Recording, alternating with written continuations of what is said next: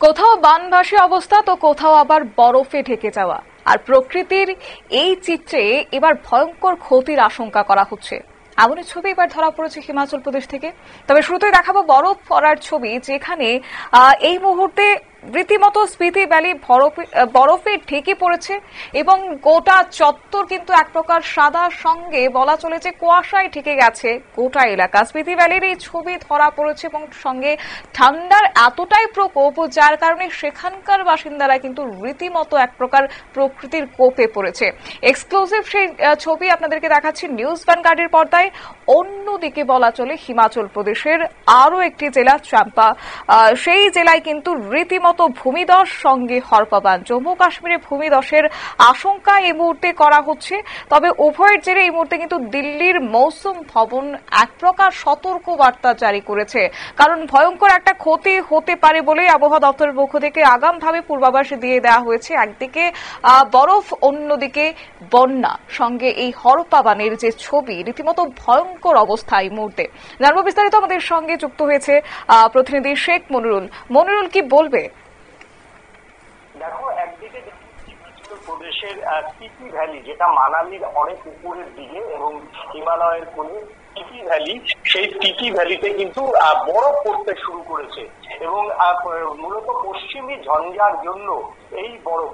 অন্যদিকে যে ছবি আপনারা দেখতে পাচ্ছেন যে হিমাচলের আরো একটি জায়গাতে যেখানে কিন্তু একেবারে ভূমিধস, সেই ভূমিধসের সঙ্গে কিন্তু একেবারেই ভূমিধসের সঙ্গে নদীর যে হরপা বান, স্থানীয় নদীগুলির যে হরপা বান, সেই হরপা বানের বিভৎস ছবি।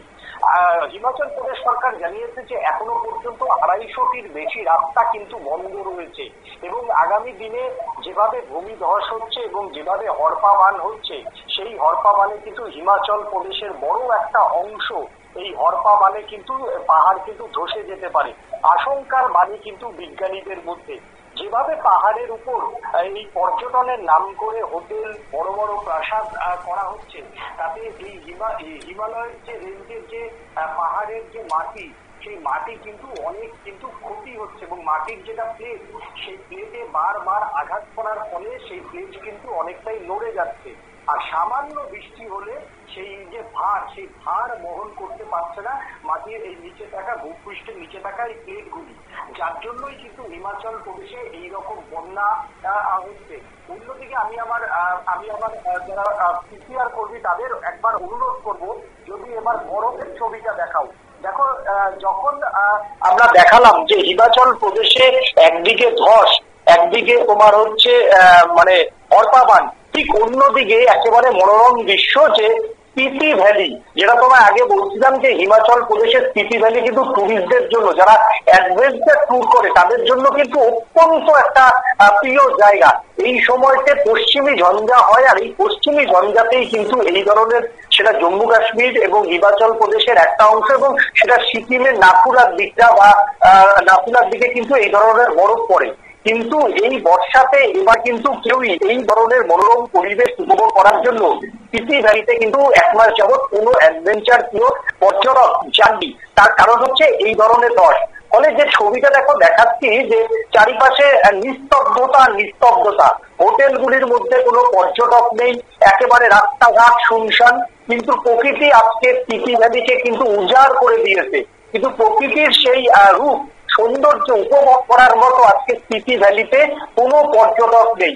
দেখো, মানুষ প্রকৃতির উপর যেরকম আচরণ করবে, প্রকৃতি ঠিক তার উল্টোটাই দেবে। আর আজকে ঠিক স্পিতি ভ্যালির যে হোটেলের ছবিটা, সেই হোটেলের ছবিটা শুনশান এবং পর্যটক শূন্য। একেবারে সেখানকার যারা স্থানীয় মানুষ, তারাই এই বিরল দৃশ্যের একটা সাক্ষী রইলেন। একেবারে ধন্যবাদ। আপনারা শুনলেন, অর্থাৎ এই মুহূর্তে কিন্তু এই কার্যত যে ছবি ধরা পড়েছে, হিমাচলের লাহুল এবং স্পিতি ভ্যালিতে ভারী তুষারপাত হচ্ছে, যার ফলে রাস্তা বন্ধ হয়ে আছে এবং ব্যাপক ক্ষয়ক্ষতির একটা আশঙ্কা করা হচ্ছে। গত 24 ঘন্টায় তুষারপাতে একটা সাদা আস্তরণে যেন ঠেকে পড়েছে, যার কারণে পর্যটক শূন্য এই মুহূর্তে স্পিতি ভ্যালি। নিয়ে নিয়েছি ছোট্ট একটি বিজ্ঞাপন বিরতি, সঙ্গে থাকুন।